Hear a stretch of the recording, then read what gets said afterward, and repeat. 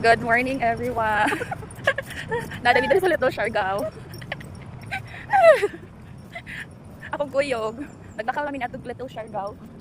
Siargao. Balihap. Balihap pa ka doon, nindot kayo doon. Tuwan na, oh.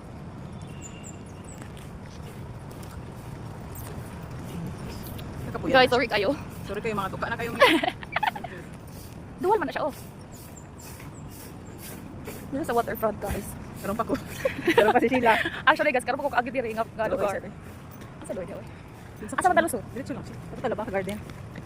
Ganahan, job ka. Wala may tao diri. Ay, ningaw diri. Please like, follow, and subscribe. Ikaw vlog ko, matawag na siya. Talaga, Vlog no? hindi kasi. Ha? Vlog ka. Nagpa na reels. Guys, akong kuyo, guys. Pas kayo mo maglakaw. Init. Ilong naman siya, guys. Te, mayong aga. Maray na aga. Ano tala ba? Tama ba maray na aga? Labang ka, labang ka. Inati din mo vlog. Naglayaw. Umbuti mo Sheila.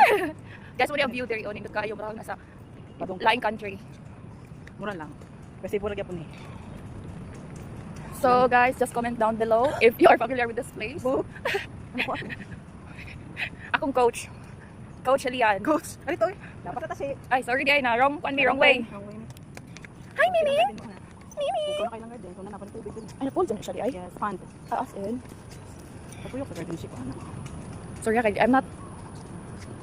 So, guys, before na siya tubig diha, but ilang Wala naman tubig na- na. Ordoy na. nakuha na siya sa tag-init naman good. So, ibawasan na ang tubig. So, man yung mga garden. Actually, guys, siya may tag-iyaan eh.